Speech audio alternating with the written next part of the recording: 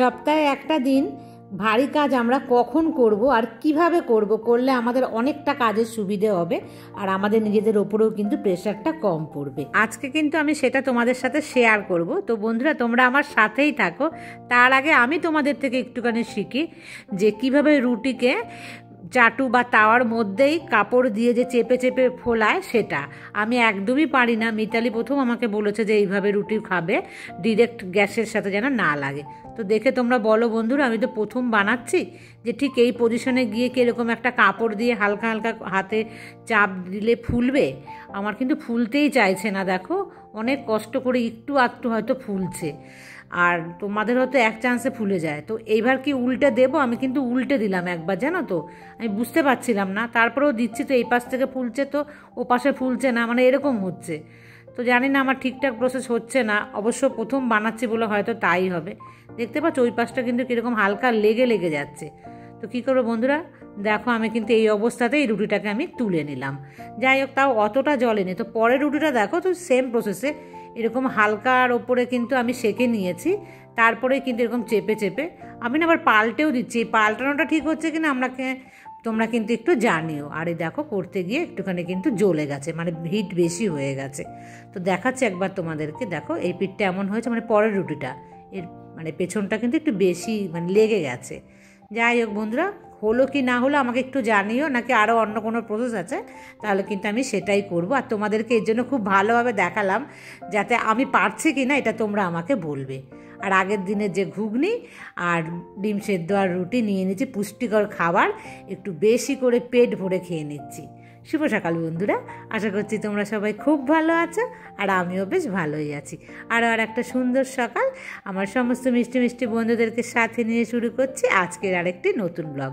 বন্ধুরা দেখো, আজকে তো প্রচুর ভারী কাজ করব। তো ভারী কাজ করার আগে আমি ঠিক করে নিয়েছি যে আগে পেট ভরে খেয়ে নেব। ভারী কাজ যখনই তোমরা করবে, আগে কিন্তু পেটটা ভরে খেয়ে নেবে। আর রান্না বান্না যা থাকবে খুব হালকার ওপরে রান্না করার চেষ্টা করবে সেদিন। সপ্তাহে একটা দিন কিন্তু করাই যেতে পারে, তাই না বন্ধুরা? আর একটা দিন তেল মশলা কম খাবো। যারা মানে অনেকটা তেল মশলা খেতে ভালোবাসে, অথচ তারা জানে যে তেল মশলা খাওয়াটা অনেক ক্ষতি, তারপর তারা কি করবে, তারা কিন্তু সপ্তাহে একটা দিন কম তেল মশলা খাবে।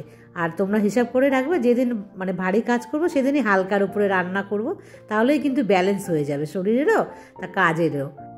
আর কাজ মানে হয়ে গেল আমার, সাথে সাথে কিন্তু সমস্ত জিনিসগুলোকে আমি একদম জায়গায় রেখে দিলাম। এইভাবে কিন্তু অর্গানাইজ থাকে, তো দেখতে তো ভালো হয়, পরের কাজগুলোও করতে অনেকটাই সুবিধে হয় আমাদের প্রত্যেকেরই, না? আর বন্ধুরা, তোমাদেরকে এটা বলেছিলাম না যে আমাকে একটা খারাপ কমেন্টস করেছে। সেই খারাপ কমেন্টসটা কি বলো তো, আমার মেয়ের জন্মদিনের যে একটা ব্লগ তোমাদেরকে ছেড়েছি না, জন্মদিন তো কিছুই করিনি, তবুও যে আমি গিয়ে মন্দিরে পুজো দিলাম, তোমরা তো অনেকেই দেখেছো আমার বন্ধুরা। আর তার আগে বলি বন্ধুরা, দেখেছো দুপুরে আমি কি রান্না বান্না করবো, সেটাই কিন্তু আমি এখন কেটে কুটে সমস্ত রেডি করে রেখে যাব।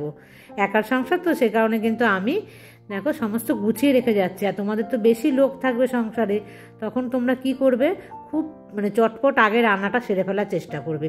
কারণ কাজ করে এসে রান্না করতে গেলে তখন কিন্তু এনার্জি আর পাবে না। আর বাড়ির অন্যান্য লোকরা তখন কিন্তু বসে থাকবে, তুমি কখন রান্না করবে, কখন দেবে, তারা কিন্তু তোমার একদম মানে মাথাটা পুরো ধরিয়ে দেবে যে হয়নি কেন রান্না এখনও। তো সেজন্য কিন্তু তোমরা কি করবে, আগেই রান্নাটা সেরে রেখে যাবে। যেহেতু আমি একা আছি, সে কারণে আমি একা কিন্তু গুছিয়ে গাছিয়ে রেখে যাচ্ছি। আর খুব হালকা রান্না করব আজকে। আর ফুলকপিকে কিন্তু অবশ্যই লবণ জলে ভিজিয়ে রাখবে। ফুটিয়ে আমরা নেব, তবুও তার আগে কিন্তু প্রায় পারলে 15-20 মিনিট হলেও দেবে।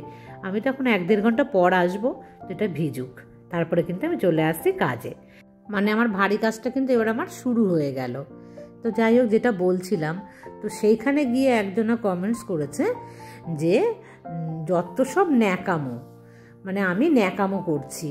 কি ন্যাকামো করেছি তোমরা তো দেখেছো বন্ধুরা আমার, যে মনে হয় আমার যে যতদূর সম্ভব, যে সে বলতে চেয়েছে আমি কান্না করেছি, মানে আমার চোখে যে জল চলে এসছে সেই জায়গাটাই হয়তো হবে, মনে হয় ওই জায়গাটাই হবে। কারণ আর অন্য কোথাও তো আমি মানে আমার পক্ষে বোঝা গেল না যে কী ব্যাপারটা, ও কেন লিখলো ওই কথাটা।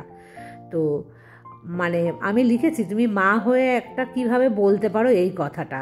আমার একমাত্র সন্তান, আমার পরিবারে কেউ নেই, আমি একা থাকি, আমার জায়গা মানে যদি কেউ থাকে সে একবার ভাববে যে আমি সত্যি কিভাবে থাকি, আমার পক্ষে থাকাটা কি এতটা সহজ নয়। আর প্রথমবার আমার সন্তান তার জন্মদিনের বাইরে, মানে আমার থেকে দূরে, আমার কাছে যে কি এটা প্রত্যেকটা মাই ফিল করবে না, তার একমাত্র সন্তান হোক আর 5 মাত্র সন্তানই হোক, প্রথমবার যে বাইরে থাকবে সেটা কিন্তু মায়ের পক্ষে সত্যি অনেক কষ্টের। তো এই জায়গাটা থেকে এখন ফিল করলো না, তো কীভাবে কমেন্টসটা করে দেয় না যে ন্যাকামো করছি, সন্তানের জন্য মা কখনো ন্যাকামো করে? আমার তো মনে হয় জানা নেই এটা। আর মানে আমি এত কষ্ট পেয়েছি না এই কথাটা শুনে, যে যাই হোক আমার চোখের জলটা যে ন্যাকামো ছিল এটা সোশ্যাল মিডিয়ায় না আসলে কিন্তু মানে বোঝা যেত না যে এইরকমভাবে মানুষ বলে, অথচ সেও কিন্তু একজন মা। যাই হোক বন্ধুরা, খুব কষ্ট পেলাম, তাই তো তোমাদেরকে বললাম এই কথাটা, যে আমি ভীষণই কষ্ট পেয়েছি এই কথাটাতে। আর এটার পেছনটা দেখেছো, সোফার পেছনটাকে কীভাবে পরিষ্কার করলাম নিখুঁতভাবে। কিন্তু বন্ধুরা যখনই পরিষ্কার করবে এইভাবে করবেন, কারণ হচ্ছে পেছনটা তো রেগুলার পরিষ্কার হয় না, সে কারণে খুব ভালোভাবে একবার পরিষ্কার করে নিয়ে ধরো আবার দিন 10-15 এরকম কিন্তু করবে। কারণ আমি করি, সপ্তাহে করলে সবচাইতে ভালো হয়, তোমরা যদি সপ্তাহে করতে পারো। যাই হোক আমার ঘরে যেহেতু ধুলোবালি খুব একটা হয় না, সেই কারণে কিন্তু আমি সপ্তাহে করি না। আর তোমরা পারলে অবশ্যই সপ্তাহে কিন্তু করবে। খুব ভালোভাবে পরিষ্কার করে নিয়েছি। এবার তো পরিষ্কার করার পর ঘরটাকে ঝাড়ু দিতেই হয়, তাই না? তারপর ঘর মুছতে হবে, না হলে কিন্তু ঘরের যে ধুলোটা না মুছলে কিন্তু কিছুতেই ঘর থেকে যাবে না, মানে ঘর কিন্তু একদম ভালোভাবে পরিষ্কার হবেই না। আমার নতুন বন্ধু প্রিয়া আমাকে কমেন্টস করেছে, খুব অর্গানাইজ এবং পরিচ্ছন্ন আপনি আন্টি, খুব ভালো লাগলো আপনার ভিডিও, বন্ধু হলাম। তো প্রথমে প্রিয়াকে জানাই আমার অনেক ভালোবাসা, আর ভীষণ ভালো লাগলো তুমি আমার বন্ধু হয়েছো, আমাকে তুমি জানিয়েছো, জানতে পারলে ভীষণই কিন্তু ভালো লাগে। বন্ধুরা তোমরাও প্রিয়ার মতন যারা যারা আমাকে নতুন সাবস্ক্রাইব করেছো আমার চ্যানেলকে, আমাকে কিন্তু একটু কমেন্টস করতে পারো। এই যে আমি প্রিয়াকে জানলাম, আমার কিন্তু ভীষণ ভালো লাগলো। আর প্রিয়াকে আমার অনেক অনেক ভালোবাসা, অনেক ভালো থেকো, তুমি আমার সন্তান সমূহ। আর আমার ভিডিও ভালো লাগে, প্রিয়া তো আমার সন্তানের মতন, মানে আমার পরের জেনারেশন, তো পরের জেনারেশন যখন আমাকে পছন্দ করছে এটা কিন্তু আমার কাছে অনেক বড় পাওয়া। আর প্রিয়া তুমি কোথায় থাকো, যদি সম্ভব হয় তো আমাকে কিন্তু কমেন্টস করে জানিও। তো তোমাকে অনেক অনেক ভালোবাসা আবার বলছি। বন্ধুরা এই যে সোফার কভারটা দেখতে পাও, এই কভারটা তো হয়ে গেছে মনে হয় 7-8 বছর হবে। তো আমি কিন্তু খুব শখ করে কিনেছিলাম, তবে এই কালারটা তো খুব উঠে যায়, মানে রঙটা জ্বলে যায়। আর যাই হোক তবুও যত্ন করে রেখেছি। নিচের সোফাটার মধ্যে দিতাম, জানো তো, নিচের সোফাটায় দিলে আমার যে মহারাজ বিড়াল ছিলেন তিনি কী করতেন, সারাক্ষণ সোফাটার মধ্যে গড়াতো, নিচের সোফাটা বসতেই পারতাম না আমরা কেউ। আর ওর দেখবে বিড়াল কুকুর যখন বিছানায় গড়ায় তখন কিন্তু কি হয়, গায়ের যে পশম লেগে যায়। আর আমার হচ্ছে স্ট্রিক্টলি বারণ, যেহেতু আমার ঠান্ডার ধাঁচ, যাদের ঠান্ডার ধাঁচ আছে তারা কিন্তু কোনো রকম পশু পাখির সংস্পর্শে থাকলে তাদের কিন্তু সমস্যাটা বেশি হবে। তো সেই জন্য কী বলতো, এগুলো পাততে পারতাম না, বিছানার চাদর পেতে রাখতাম সোফার মধ্যে নিচে। আর বন্ধুরা পুরো ঘর সাজিয়ে দিয়ে এসছি, আজকে কিন্তু অনেকগুলো কাজ ভারী করছি, অনেকটা সময় হাতে নিয়ে কিন্তু আমি কাজে নেমেছি আর কি। এটাকেও পরিষ্কার করতে হবে, তোমরা আমার সাথেই থাকো, এরপরেও কিন্তু আমি ভারী একটা কাজ করব। যেদিন ভারী কাজ বা একটু বেশি কাজ করব, আগের দিন তো সেগুলো আমরা ভেবেই নেব যেটা করব, না হলে কিন্তু ঠিকঠাক করতে পারবে না। বেডরুমের ভেতরে দেখলে আজকে কিন্তু শুধুমাত্র আমি সোফাটাকেই করলাম, কারণ ওটা কিন্তু অনেক ভারী কাজ। তার সাথে সাথে কি বলো তো, ওই কাজটা কিন্তু করতে একদম ভালো লাগে না আমার বিশেষ করে। তো যে কাজগুলো অনীহা সেই কাজগুলো কি করলাম বলো তো, আজকে আমি ঠিক করলাম যে এই কাজগুলো আমি করব। তার মধ্যে বন্ধুরা এই যে কাজটা এখন করছি এটাও আমার খুব অনীহা, কারণ এটা পরিষ্কার করতে গেলে কি হয়, চারিপাশে না বেয়ে জল পড়ে, আর ওই যে বেয়ে জল পড়ে ওটা আমার একদমই ভালো লাগে না। সে কারণে কিন্তু আমি বেছে নিয়েছি যে আজকে যে সমস্ত কাজগুলো আমার অনীহা, সেই অনীহা কাজগুলোকেই আজকে আমি করব। আর আমরা সবসময় চেষ্টা করব, বললাম না, যেটা অপছন্দের জিনিস আমরা সেই অপছন্দের জিনিসগুলোই কিন্তু আগে করব। যে বইটা পড়তে ভালো লাগে না সে বইটাই আগে পড়ব, কারণ পড়ার বয়সও তো আর পড়িনি এখন, মানে সংসারে যখন কাজকর্ম করতে এসেছি তখন যে কাজটা সবচাইতে বাজে লাগে সেই কাজটাই কিন্তু আমরা আগে করব। তো আজকে আমার এই অবস্থাই, যে যেটা করতে একদম ভালোবাসি না সেই 3টে কাজ আজকে আমি বেছে নিয়েছি যে আজকে আমাকে করতেই হবে।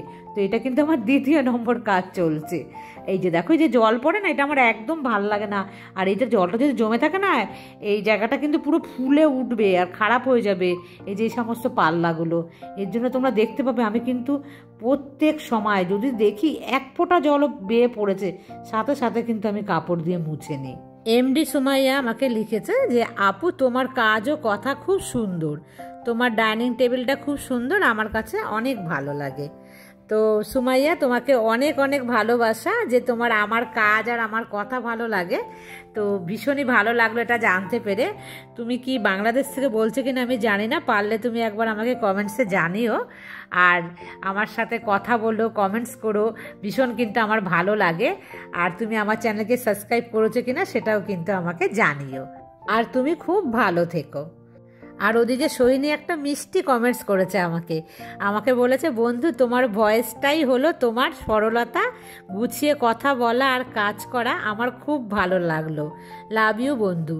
তো সোহিনী, তোমাকে অনেক অনেক ভালোবাসা, অনেক লাভ ইউ। আর তোমাকে আমি লিখেছি যে আমি জানো তো তোমার নাম নিয়ে একজনা কিন্তু আমাকে কমেন্টস করেছিল, মানে এই নামে। আমি তখন জিজ্ঞাসা করছি তাকে, আমি জানতে চেয়েছি তোমার কথা।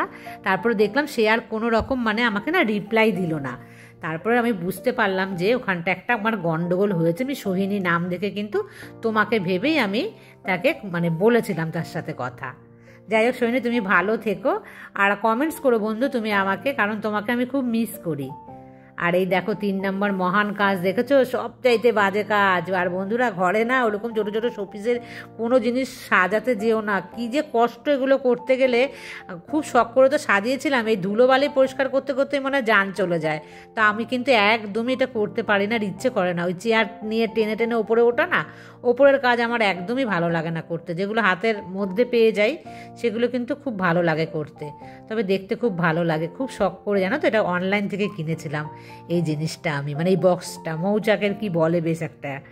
আর ভালো লাগছে না দেখতে, তবে ওগুলো তো দিল্লি থেকে কিনেছিলাম। যে শোপিসগুলো দেখলে ওগুলো রং টং উঠে গেছে।